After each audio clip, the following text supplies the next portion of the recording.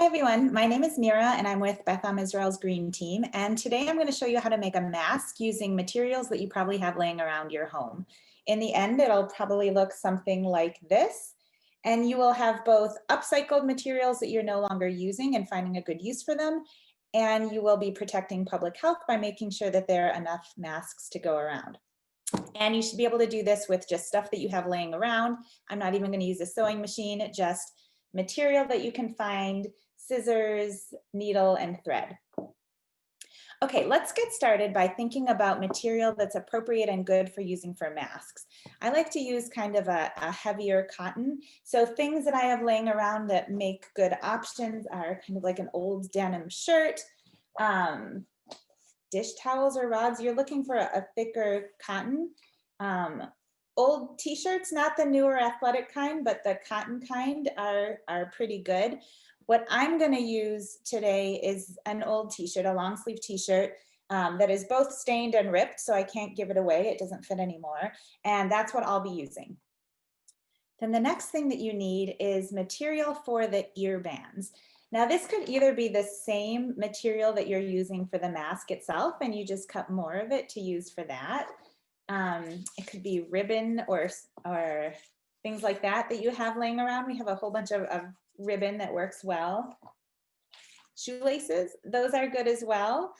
What I'm going to use and what I think works well, if you take a look at old t-shirts, often the neck material, or like on long sleeve t-shirts, the stuff around the arms is kind of elastic. So that's what I'm going to use. So you can look for those and you can cut those out, and those are kind of stretchy to use around the ears. And that's what I'm going to use. I'm going to take the end of this long sleeve t-shirt, I'm going to cut that off, and I'm going to end up with this strap like this that's kind of stretchy. That will be good for the ear bands in the mask. But anyway, you look around your house, see what you have, and find what works for you. And the only other thing is like a pair of scissors, good old needle and thread, and either a ruler or a measuring tape or something, because we're going to want to measure out our material. Okay, so as I said, I'm going to use this old t-shirt, and I like to double up the fabric, so it's good to have 2 layers in your mask. So we're going to start by cutting a rectangle to size 2 rectangles actually to use for your mask material. And I'm going to suggest as a default to go about 8 inches across and 7 inches tall for your rectangle, but you can adjust this. You can even sort of like measure across your face and see where you want it to go for the length. What I would do is add about 1/2 inch to 1 inch to that, because you're going to be sewing along the sides. So our first step is to find your material and measure out 2 rectangles that are 8 inches by 7 inches, which is the default. That's what I'll say, but you can adjust that. For me, what I'm going to do is I'm going to fold over my material like that, so that my 2 rectangles have one side that's already connected, just because I'd have to sew those anyway. So we're going to start with that step. I'm going to measure out 8 by 7 for 2 rectangles and start cutting those.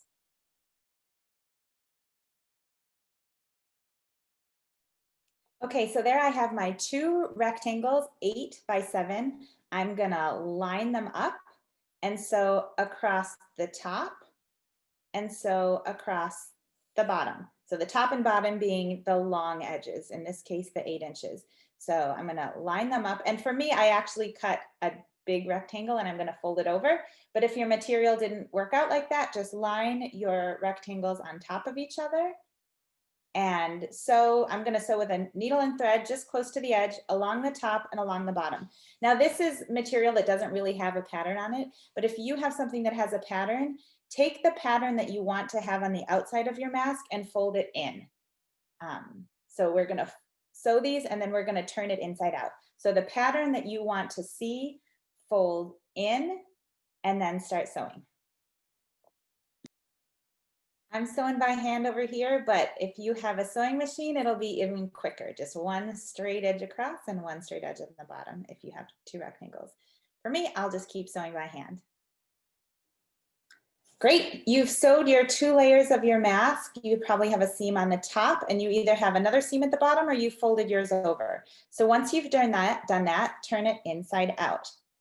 So if you used a material with a pattern, now you'll see that on the outside. This will make the face of your mask. And so you have a double-sided material that you can use for your mask.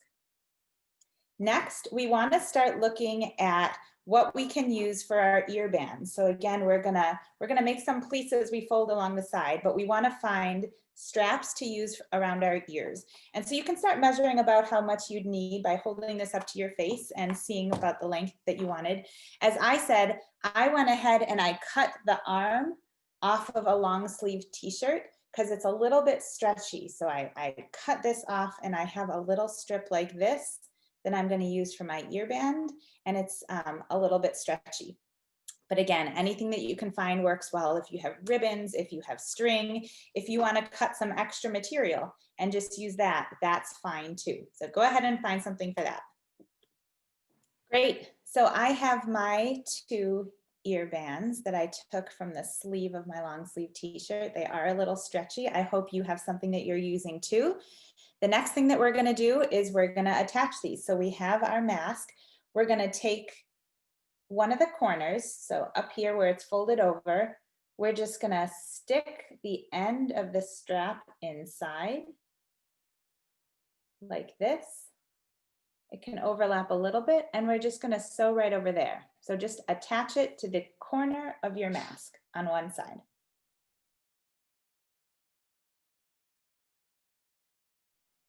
I should add that these ear bands for me are about 6.5 inches. For you, that'll depend on how stretchy your material is and how big you made your mask. You want it to be able to go around your ear and kind of to the center of your face where you'd be attaching to your mask. So 6.5 inches is what I used. And when you sew it, you'll tuck maybe like 1/4 to 1/2 inch inside your mask, like this, and then sew it shut. Now, once you've done that once, you have the top of your mask attached to one ear band. You're just going to do the same thing along that same side with the bottom. So just wrap this down, and don't worry if this is bigger, we're going to pleat this. But for now, just take the bottom edge of your ear band, stick it in the bottom corner, and do the same thing. Just sew it across so that you're attaching that ear strap on both top and bottom of your mask. And here again, you can try it on for size. Make sure it's fitting where you want it to across your face. Okay, so when you're done with that, you have the ear band attached on top and bottom. You're of course gonna repeat for the other side. So you'll do the same thing. You'll attach your ear band, insert it in, sew across there, and then do the same thing across the bottom. I will see you when you're done. Okay, great. You probably have something that looks somewhat like this. So a rectangle with straps that go around the edges, but still not quite looking quite mask-like. What we're gonna do next is we're gonna add some pleats around the sides to give a better fit for the mask.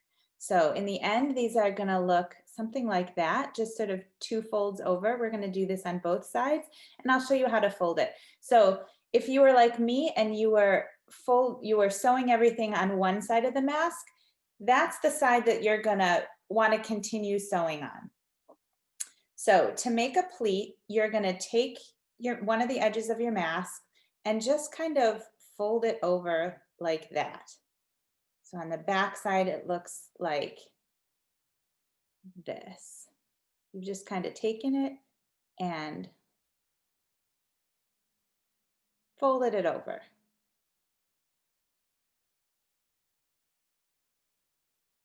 Like that. I'll show you again.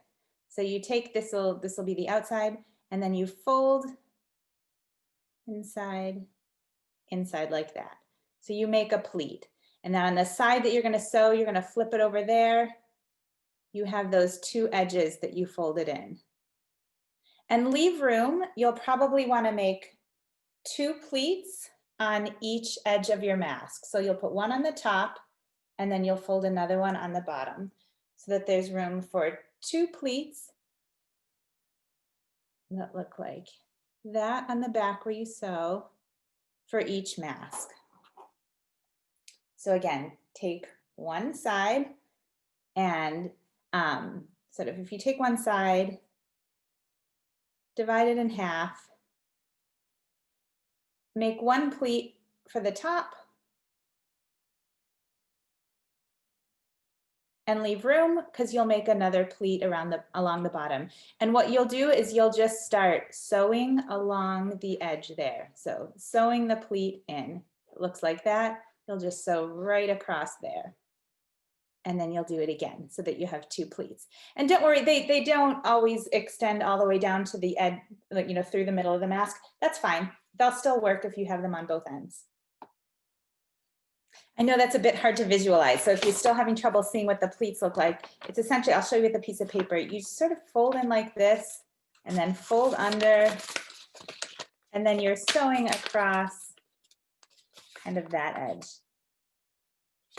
And if this is your mask, you just leave room for two, one on the bottom like that, and then one on the top. And you line them up, you sew across,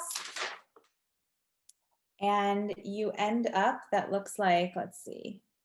So once you've folded them in and sewn across, on my edge, it looks kind of like that. And so you have your mask. And then the pleats just make it so that you have a better fit. So once you put it on, you can pull it down and you just have a tighter fit mask. So I hope that's what you ended up with as well. Here, so. And there you go.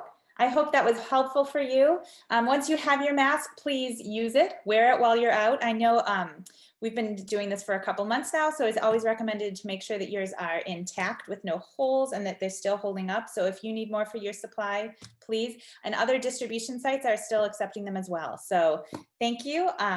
Good luck and happy mask making.